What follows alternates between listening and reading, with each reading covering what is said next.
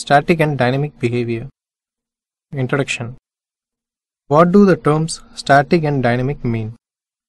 In programming languages, static almost means fixed or bound at compile time and thereafter cannot be changed. Dynamic almost means not fixed or bound until runtime and therefore can change during the course of execution.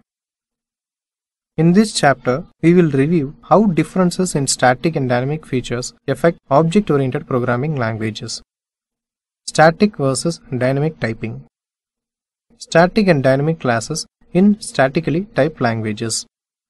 Static and dynamic method binding in statically typed languages. Static and dynamic typing.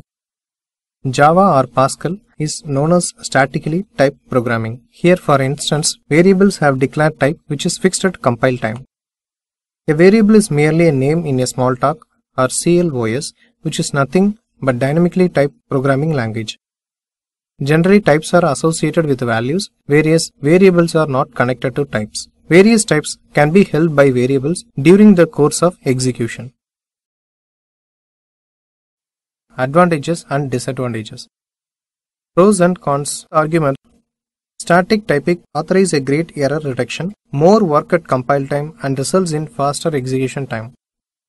Dynamic typing leads to greater flexibility, easier to write, which come out as non-declarative statements.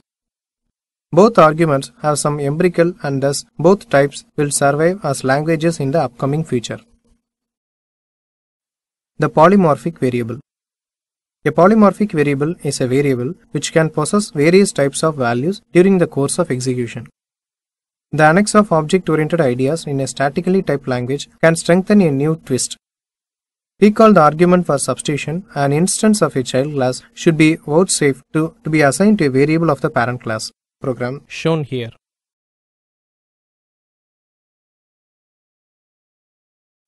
Static and dynamic class. The class of the declaration is the static class for the variable in a statically typed languages, while the class of the value is the dynamic class. Many of the statically typed object-oriented languages obligate the dynamic class to be the child class of the static class. Importance of static class. The legality of a message conveyed is determined at compile time based on the static class in a statically typed object-oriented language. A message can bring out a compile error, though there is no runtime, error possibly arise. In the below given example, we have created an object for the parent class and if we try to call the method, it will generate an error. Let's see the example. Reverse polymorphism.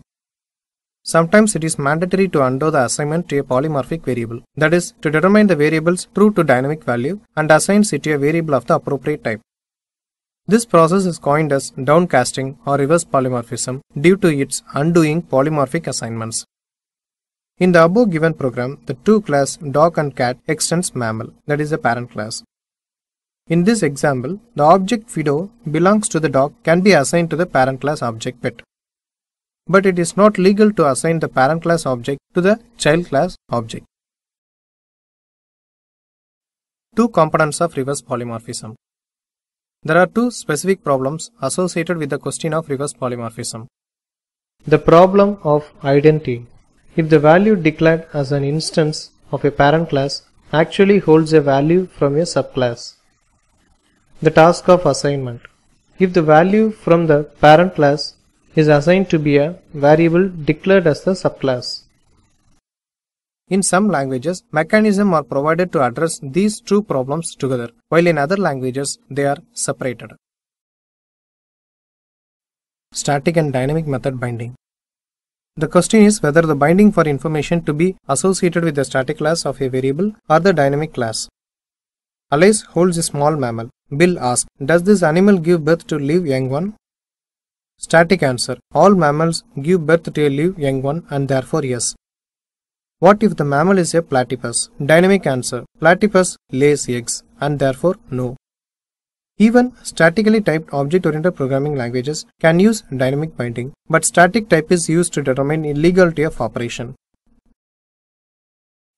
Documenting method binding. Dynamic binding is the default in many languages. The act of a child class overriding a method in the parent using the same type signature. Then the selected method will be determined by the dynamic type. In other languages, C++, Delphi and C#, the programmer must indicate which methods are dynamically bound and which are statically typed. In C#, for example, this is done using the virtual keyword. The below given example shows the method binding. The animal is the parent class and dog and bat are child classes. These two classes extends the parent class animal. The virtual method speak of is used in the parent class. This method is overridden in the child class dog. Merits of static versus dynamic method binding. Efficiency. In static binding program, execution takes only less time to complete, but dynamic binding requires more time. Error detection. Static binding permits errors to be caught at compile time rather than runtime. Flexibility. Dynamic binding permits greater flexibility, whereas static binding creates rigidity and inhibits reuse. Summary. Chapter Summary. A statically typed language associates the type with variables. On the other hand, a dynamically typed language associates the type with values. Static typing facilitates better error detection, better runtime efficiency, and less flexibility. An object variable can still hold values from a child class in a statically typed object-oriented language. The static class is the class of the declaration, but the dynamic class is the class of the value held currently. The static class is used to check the legality of a message. Using either the static or dynamic class, a message can be bound to a method. Dynamic class is used by the most languages. The program is allowed to choose method to be used in some languages.